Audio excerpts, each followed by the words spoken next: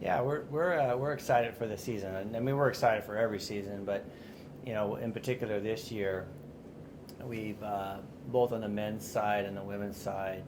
I think we stay healthy. We're going to be yet again challenging for some more conference titles and getting to nationals and doing well at nationals. We've got a good group of returners on both sides, both the men and the women.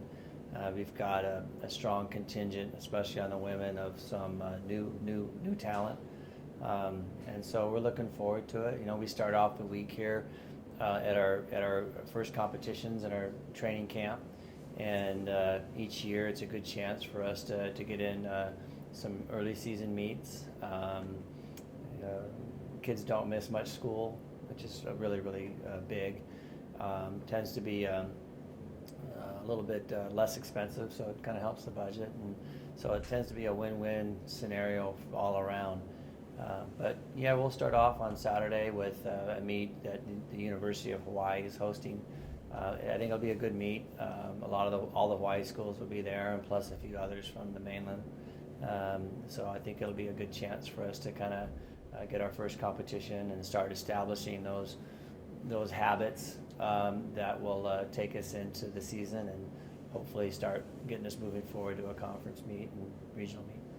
Any added pressure with the success of last year and being voted number one in the preseason? Any added pressure? Yeah, zero. It's we run in a pretty good conference and a pretty good region, and so we know that no matter what the rankings are, we're going to have to perform. Our women's team last year wasn't ranked until 3/4 of the season, and they ended up finishing 8th nationally. And so rankings don't mean a whole lot to us. We never really kind of put a lot of thought into them, and if we're not ranked or if we are ranked, it really doesn't change what we do.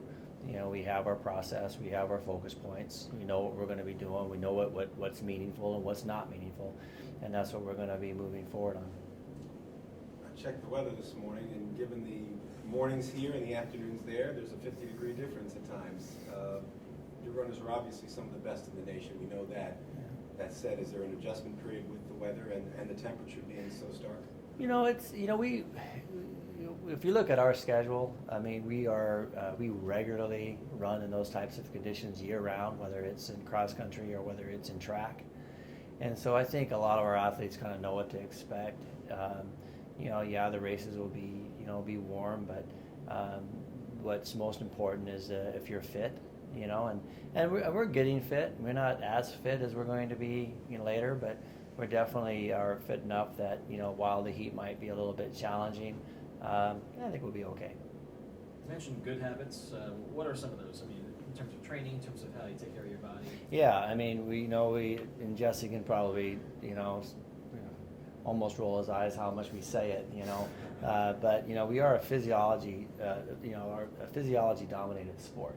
And so making sure that our training is correct, we're getting the right type of volume, the right type of intensity, that we keep ourselves healthy, we're eating, obviously the kind of diet plan that's going to help us move forward. Are we keeping our stress level low? Are we getting adequate rest? And are we happy? Are we having fun? Are we enjoying the journey? And I think if we can continue to do that, then the talent will definitely come forward and we'll run to the best of our abilities. What about you, Jesse? In terms of looking at this first meet, any added pressure?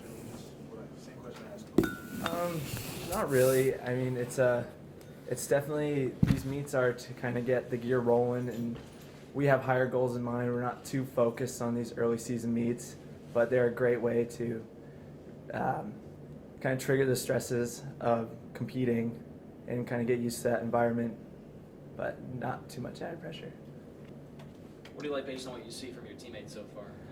Oh man, well, it's pretty exciting.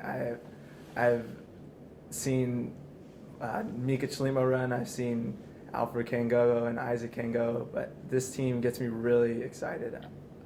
Super strong young core. I've seen Dominic grow so much in this short time, and it's pretty exhilarating coming to practice with these guys every day because they just want to push and push sometimes you gotta reel it in a little and like remind them that the season's really long, but that mentality that never settling is just invaluable. It's an amazing thing to have in the team. Jesse, Michael said, obviously, it's warmer there, but the team's in shape. You prefer running in Alaska climates or Hawaii climates? Well, born and raised here, so I'm kind of biased, but it's nice to get in the sun, soak up some vitamin D. It's definitely a challenge. It's not something you're used to, but running is so simple. I mean, you can just kind of ignore it in a way, but it's different. It's hard, but we're used to pushing. We're used to pushing our body limits. So temperature, not so much worries there. You're not looking forward to the death run? The death run's my favorite run. 90 degrees in the sun in the black rocks. Well, nothing beats that. When you're coming back, it's gonna be 30, 20 Fahrenheit. So you gotta enjoy it while you can. Death run's in between races, or how? It's after the first race. Go for a long run on the shore. I'm not really sure where in relation to Honolulu, but ruthless. It's a pretty taxing run, but it's definitely a bonding thing too. So you're all there to struggle, I guess. Not struggle, but brave the environments. You'll be out there, you think there's easier ways to bond, right? Yeah.